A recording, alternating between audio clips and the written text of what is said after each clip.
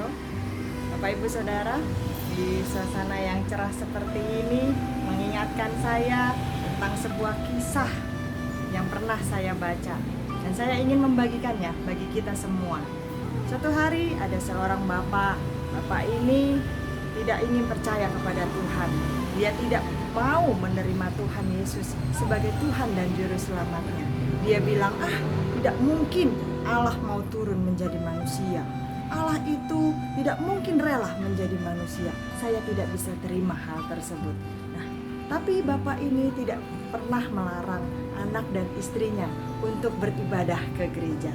Suatu kali ketika dia sedang berada di rumah, anak dan istrinya sedang beribadah ke gereja, bapak ini menikmati kesendiriannya, menikmati waktu istirahatnya di rumah, mungkin dengan secangkir teh, mungkin dengan membaca koran, menonton televisi, dan tetapi tiba-tiba dia mendengar ada ketukan di jendelanya. Dia mendengar jendelanya diketuk, tuk, tuk, tuk berulang-ulang. Kemudian dia mencoba mencari dari mana asalnya, dan akhirnya dia menemukan ternyata ada seekor burung yang mencoba untuk masuk ke dalam rumahnya, mencoba untuk terbang ke dalam, dan rupanya mungkin burung ini dalam kondisi yang terluka. Karena dia kasihan terhadap burung ini, sang bapak kemudian membuka jendelanya. Tetapi ketika jendela itu dibuka, burung ini tidak mengerti maksud baik dari si bapak. Dia malah terbang menjauh dan kemudian terjatuh karena mungkin sayapnya terluka. Bapak ini bilang, "Hei burung, aku ingin tolong kamu. Ini udah aku buka jendelanya. Ayo masuk, jangan malah terbang menjauh." Tapi burung ini tidak mengerti maksudnya. Kemudian bapak ini mencoba lagi. Kali ini pintu yang dia buka supaya lebih lebar, dan dia berharap si burung itu mau untuk terbang masuk.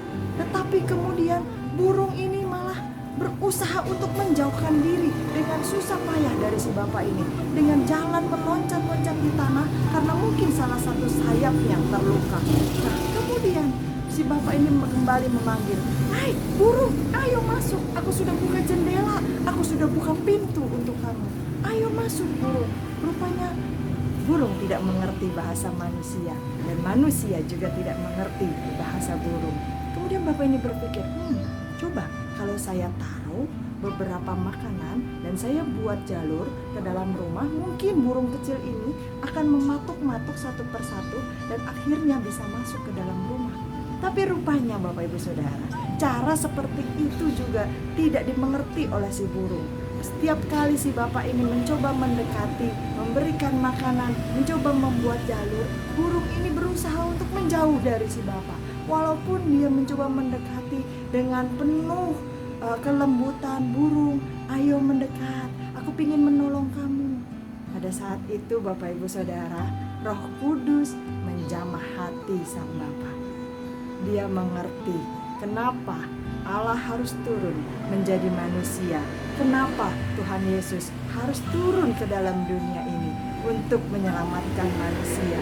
Karena seperti bapak dan burung ini, burung tidak mengerti maksud baik si bapak.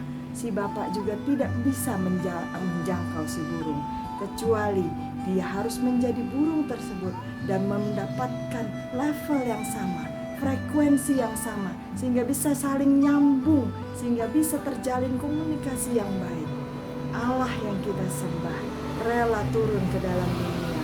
Tuhan Yesus rela meninggalkan surganya yang mulia untuk menyelamatkan saya, Bapak, Ibu, dan Saudara. Kenapa kita? Kenapa dia rela menjadi manusia?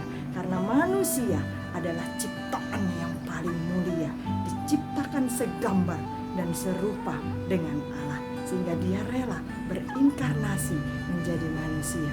Nah, saat itu bapak itu langsung terduduk dan kemudian dia menangis.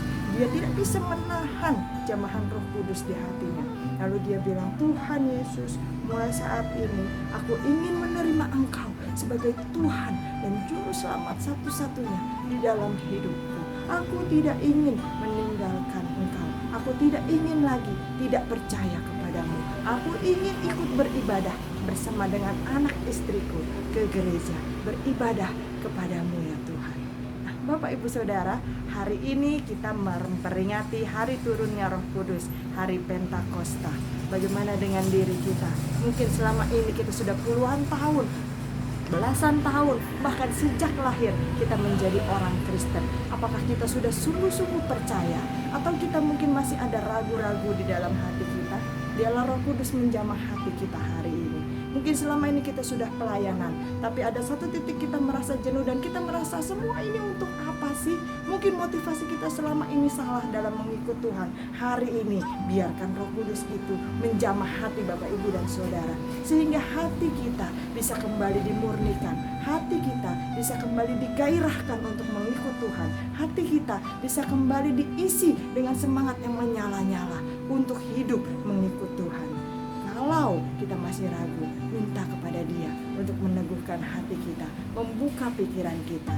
Hari ini kita memperingati turunnya Roh Kudus. Biarlah Roh Kudus itu menjamah hati kita, mengubah hidup kita, menguatkan semangat kita, memberikan kita kuasa. Seperti Kisah Rasul 1 ayat yang ke-8 berkata, ketika Roh Kudus itu turun ke atas kamu, maka kamu akan menjadi saksiku, saksinya Tuhan. Dan kita akan mengabarkan Injil dari Yerusalem, seluruh Yudea, Samaria, bahkan sampai ke ujung bumi. Ketika kita sudah merasakan jamahan Roh Kudus, jangan simpan sendiri, bagikan itu kepada orang lain. Selamat memperingati hari Pentakosta. Salam damai sejahtera dan sukacita.